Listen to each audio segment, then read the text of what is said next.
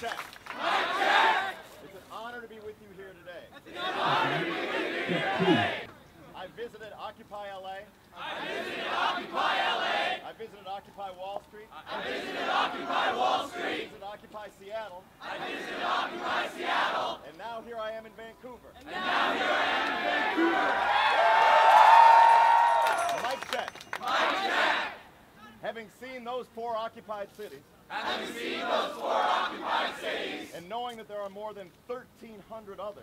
And knowing that there are more than 1,300 others. I'm happy to say. I'm happy to say that the whole damn continent is occupied. That the whole damn continent is occupied.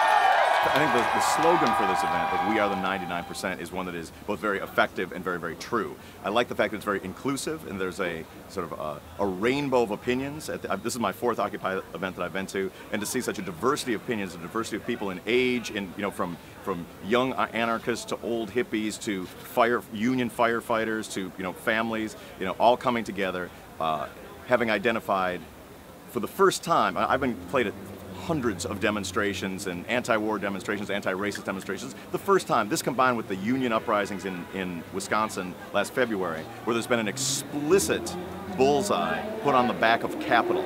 Like, we have identified, there was a lot of hope put in the American president, that he would somehow wave a magic wand and set everything to right. That hope has gone down the drain. And so now we realize it's up to us. It's up to the 99% to not wait around for the 1% politicians, the 1% Wall Street bankers to have their luck and good fortune, their brilliant decision-making trickle down on our heads. It's time for us to change the world by getting our hands on the wheel of history. That's what people are hopeful about in street corners and Wall Street, and federal buildings around the globe right now.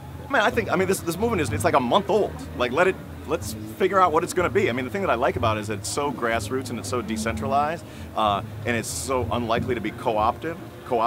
It's still figuring out what it's doing, but the fact that it's so inclusive and it's got such a huge international groundswell of support that realizes that the world is not owned and run by people that deserve to own it and run it. They do so in the name of private profit. They do so in the name of power. And at the expense of human rights and environmental sanity. People are trying to take the power back. This is a movement. It's different from other movements.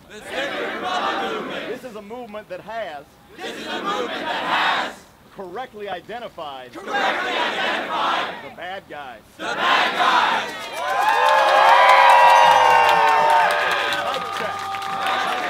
This is a movement that has correctly identified the 99% that are the righteous.